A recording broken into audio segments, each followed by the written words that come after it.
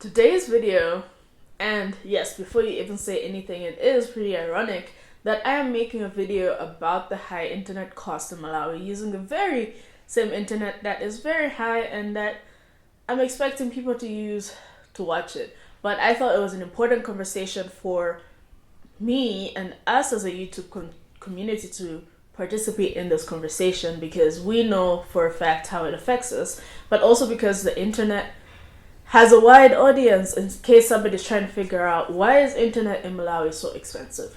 Well, that is what this video is about.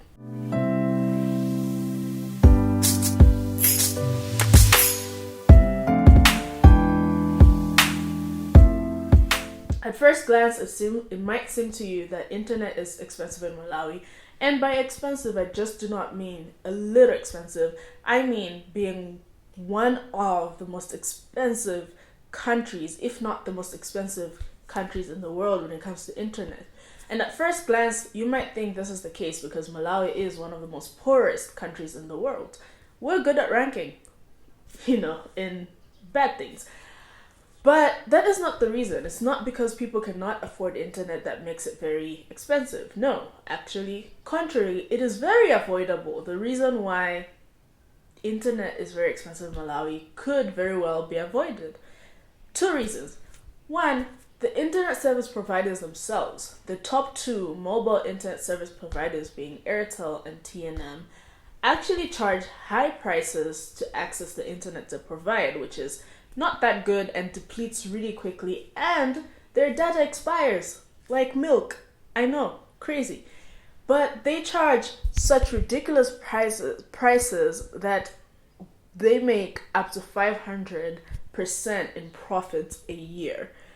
They don't need to charge that much to make a profit, So they're charging ridiculous prices, which, for example, they're charging 25 kwacha, at least 25 kwacha per megabyte. And that can range from 25 to 29 kwacha per megabyte, which means that for me to be able to get 1 GB of data, I would need at least 25,000 kwacha, which is a lot of money, for the average Malawian, but any Malawian, to be quite honest. That's a lot of money. And so besides the fact that internet is so expensive in Malawi, even when they've tried to make it more affordable and cheaper by introducing data bundles, which is basically a way to lower the price of, to make you buy data bundles that last slightly longer so that you're paying a lower price. So basically they'll make you buy 30 days at a reduced price, or 1 week at a reduced price, or one platform like WhatsApp at a reduced price. But all of this is still significantly expensive for most Malawians. That is the reality that we live in. For the average Malawian to access internet is a luxury. So for me and any Malawian who's watching this video via YouTube right now, we're in a super privileged position that most people are in. And even that, we cannot use the internet without complaining about how expensive it is. And so ISPs are charging us a ridiculous amount to be able to access the internet that they provide. But besides that, our government is also being a huge part of the problem. So besides the ISPs charging exorbitant amounts, the government also has 3 different taxes imposed on its people for using the internet. The first tax, understandable, is value-added tax. So we pay a VAT on everything, including the internet. But the 2 other taxes that we're paying that contribute to us paying up to 44% of taxes on internet alone include 17.5% on internet and 10% on mobile phones and internet, including things like SMS. So basically, whenever you use the internet, send a text, or use your phone, you're paying 3 different types of taxes that make up to 44% of the amount that you're spending. So that means that if you're about to, whatever amount that you're spending on internet, you're spending 44% more than you normally would. And a combination of these two things make internet super and ridiculously, exorbitantly priced in Malawi.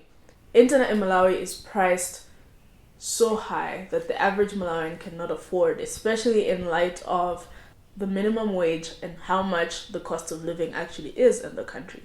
Well, this affects real life and ordinary Malawians in so many ways. Besides the fact that in this current season, we're having to do everything virtually because internet is so expensive. It means that most people cannot afford it, and most people cannot afford to take classes online.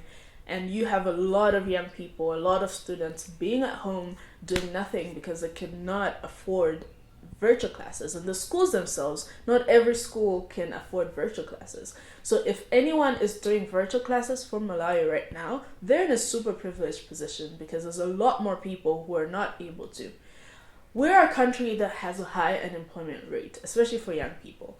And the internet provides opportunities for us to start new ways and creative ways of creating employment for ourselves. Well, that option is not available for most Malawians. A person cannot be like, hey, I'm jobless. I'm going to create a job for myself by making YouTube videos. Because if they do, nobody's going to watch them. But two, they don't have a job, so they don't have money to actually upload a YouTube video, even if they had a device that can film. See, we're robbing ourselves of opportunities as a country to actually use the power of the internet and, the possibilities that it comes with. Whether be it having textbooks at the tip of your fingers. Just one swipe and you have access to different information through Google and YouTube. We don't have access to all of this, and let alone the millions of people that actually need this information and can benefit from it. What this does is also increase the income inequality that already exists. Because of that, the poor people continue to be poor, and the richer, well, they Google new ways to become rich.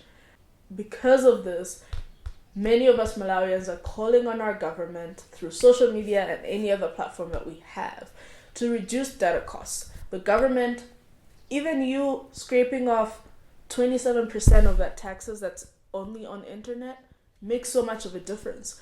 And also, if you as a government, and our minister has already been talking about this, the Minister of Information has already been talking to the powers that be to look into this. But as a government, if you're participating in the problem, how are you part of the solution? And so we need you to take the first step and scrape off those taxes. But yet we also need you to apply pressure on Airtel and TNM to reduce those data prices, because we know they can. There's no way they should be making 500% profits. There is no way it should cost more for me to use internet in Malawi on the same network that they have in Tanzania, and it costs them less. Infrastructure aside, which is another big problem that we have, it doesn't really make sense. There's nothing about how internet is priced in Malawi that makes sense and is sustainable.